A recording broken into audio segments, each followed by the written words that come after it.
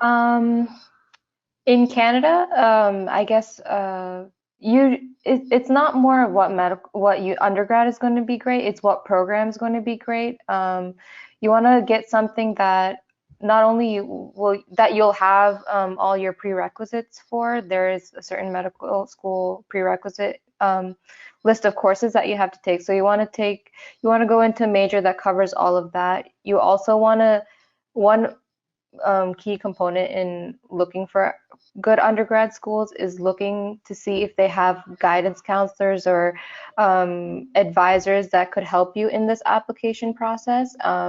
Is there a community that you can go to if you need help? Because not a lot of undergrad schools do have that, and that is a very beneficial component.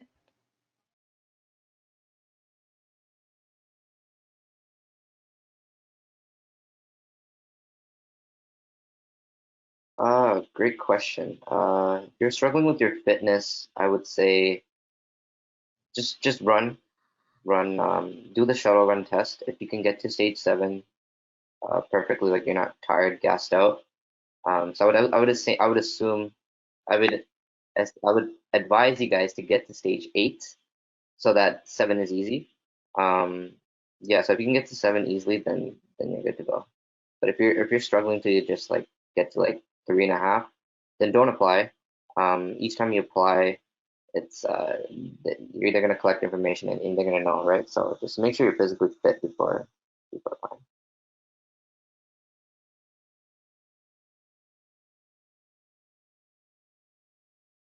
Yeah, I would say so. It depends on what your major was in, because not every major is a teachable.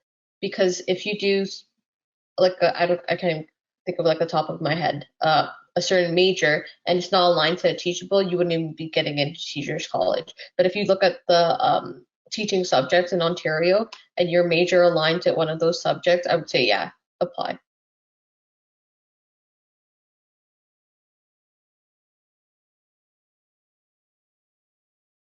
Yes, later. So in order, it's better you to do like a major and a minor to get into intermediate senior first, which is high school. And then after you become a qualified intermediate senior teacher, you can always go down to primary junior, junior intermediate. But for you to get going up to intermediate senior, that's going to be hard because you don't have a major or minor for teachables. So I would suggest like start off with an intermediate senior and you can always go down. But the problem is starting as a primary junior with no teachable subject, trying to get into intermediate senior is probably it's like impossible.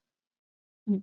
So in that case, like if you wanted to become, like say you're due elementary and then you want to become a high school teacher, do you know exactly how that would work? Like would you have to do a major then You in would between? It's based on your undergrad degree. So because you didn't do any major or minors, or if you don't have the set equivalent courses that can make up a teachable, they wouldn't let you can't even get into the intermediate senior level. That's why they always said that if you think you know you want to do teaching, always have like a major, which is like around 7 full university credit courses, which is about 14 classes, and have like a minor, which is 3 full year level courses, which is about 6 classes in your undergrad.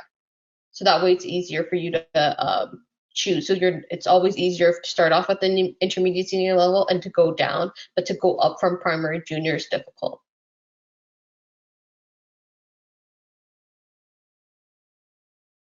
So it depends on how much you do study, but as I was saying earlier, I would definitely advise getting a private tutor or a class of some sort, like the Princeton Review course I took. I just feel like independent study, it depends on how much time you put in, but personally, I think hiring someone to help you actually understand the LSAT and the different sections is very important. So, yeah, it all depends on the people you that are helping you through it, honestly, and how much effort and time you put into it. That will determine how long it takes.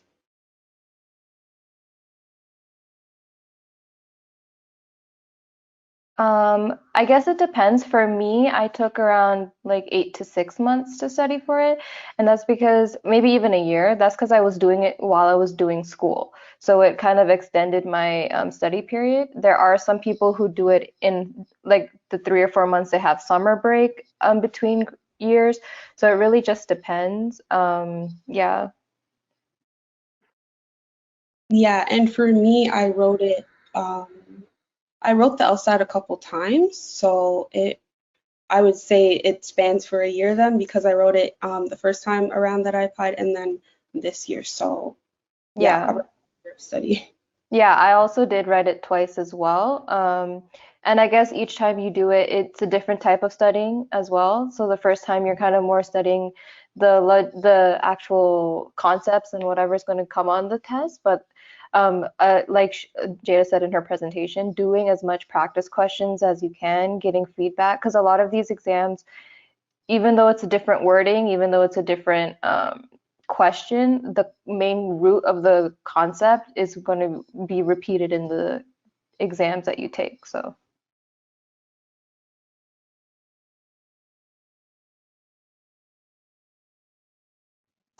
life science. So I actually did undergrad in the States. So my major wasn't considered life sciences, but in Canadian undergrads, life sciences is the most common one people take because it automatically checks off all the boxes that you need in terms of courses when applying to medical school. So when you do something like life sciences, you know that you don't have to go out of your way to take any extra courses because whatever that major is most of the time geared towards pre-med students.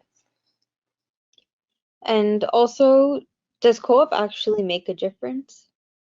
Is that a question for me? Yes.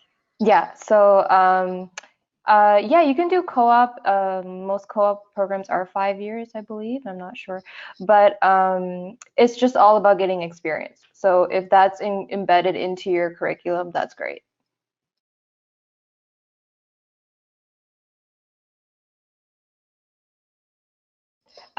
So you can do anything as long as you can learn from it. It's a great experience. So I was in something called Lori's Hands, which I went into elderly people's homes and I helped them do their daily tasks. Like that has nothing to do with anything clinical, but you learn something from it, right? You can flip it and be like, okay, so through this experience, I learned how people, if you live with chronic illnesses, then even just making a cup of tea can be difficult for you. So as long as you learn something from an experience, that's a great opportunity.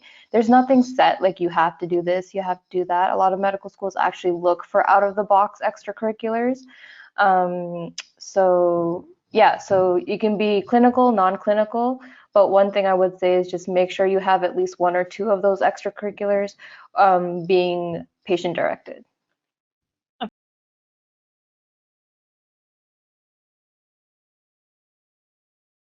Sure. So I would say for me, I had a lot of smaller classes in which it was like 25 students. A lot of my honors classes were like that. So that was a great opportunity because there is a one-on-one component to it. For the bigger lectures, I would go to office hours just to say hi or even just ask a small question, even if I didn't really have a question. Because then you get to see the professor gets to know you by name in a class of like maybe 200 or 300. So that's great. But also, some professors, if it's a large enough lecture hall, and you're doing good in that class, you can just go up to them and be like, "Hey, I'm applying to the medical school. I'd love to get a rec from you." And then, like Jada said, you can give them a CV or a cover letter or something, and a lot of them will probably do it for you. Yeah, for me, one of my professors ran my like entire specialization. So he taught many of our classes over the years. So just by always inquiring about my grades and then providing that cover letter with all the information, he was able to write me one. And the others I asked, it was harder to create that strong relationship because my class started right before COVID hit. So I do always, as I said, I keep saying, make that cover letter that involves all the things that you've done in their class, the talking points, the grades you got, why you like their class so much, definitely include that. And if you're able to, like now that COVID is slowing down, as Noel said, go to the office hours and really try to get closer to your prof, ask any questions you may have, let them know what about the content and if you're interested in their class, and yeah, just build that relationship with them. When I applied, my reference letters, my professors, I had them for multiple classes, like 3, 4 at a time. So they really knew me. And because like my class sizes were small, we were able to talk about like even like personally we were able to talk more. And I found like having a smaller class size, you were able to form that connection. And it's not like when you have to get a reference letter and you go up to a prof and they're like, oh, who are you? And they don't really have much to say about you besides what you give them. And like going to office hours, like everybody mentioned, is very important. And like forming connections with your prof too, and introducing yourself. Like when you start your classes, like going up to them, like the first class, introducing yourself. Hi, my name is so and so, and I'm looking forward for your class. I feel like professors really pick up on that. Like, okay, you want to get to know me, and sitting in front is actually very helpful because they'll see you like all the time, especially in a big lecture hall. They'll be like, okay, the students are always in front, and they tend to talk to the people in the front more than people all the way in the back, right? So that's what I would advise. Yeah, you guys all hit the spot, but maybe something I would add on is just do your research about the course before you approach your professor. Know everything about them, know everything about your course, and maybe have some questions about why certain projects or certain assignments are assigned, so you guys can build that rapport that way. And yeah, just try to stand out with your questions. Don't try to ask something that like any student can go and ask at a office hour. Try to ask why that professor put this specific project in my course, and then ask what they were thinking of that. So things like that.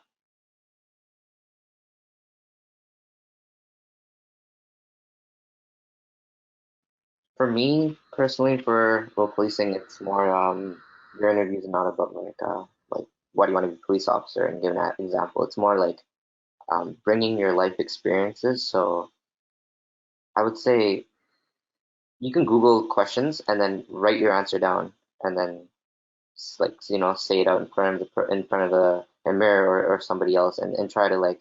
For me personally, it's more like a story. So give a summary about what your answer is going to be, and then just more descriptive answer, I guess, is how I prepared. Another thing is as well is a lot of videos tailored to certain interviews. So police interviews more about your life experience, right? So they're gonna interrupt you in your story. So just be prepared to just have it detailed so that doesn't happen and you're not thrown off like that.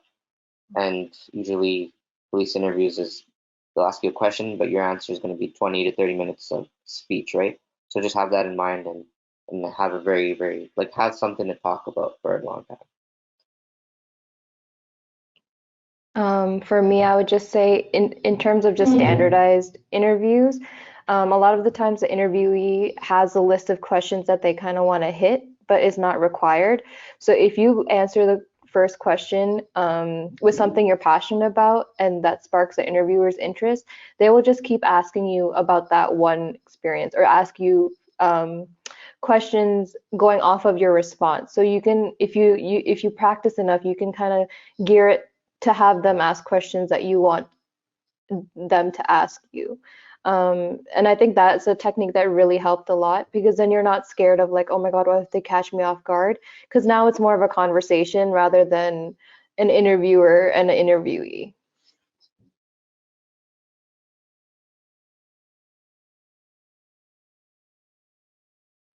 I personally think doing a 4-year undergrad program, then going into teachers college is the best because when you enter concurrent, which is the 5-year program, it's kind of hard to get out of concurrent and you're kind of stuck there if you don't want to do teaching anymore.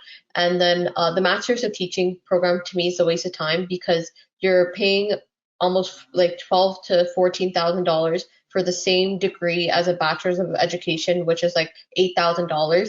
And the way teaching works, it's divided into 4 pay groups, which is A1, A2, A3, and A4.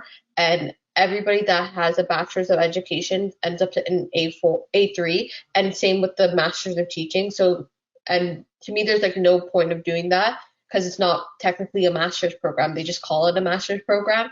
If you were trying to go to do something else like a PhD after that, that wouldn't count as a master's. So I don't really see it as like a very smart thing to do. It's like a waste of money in my opinion, and you're getting the same degree for less money.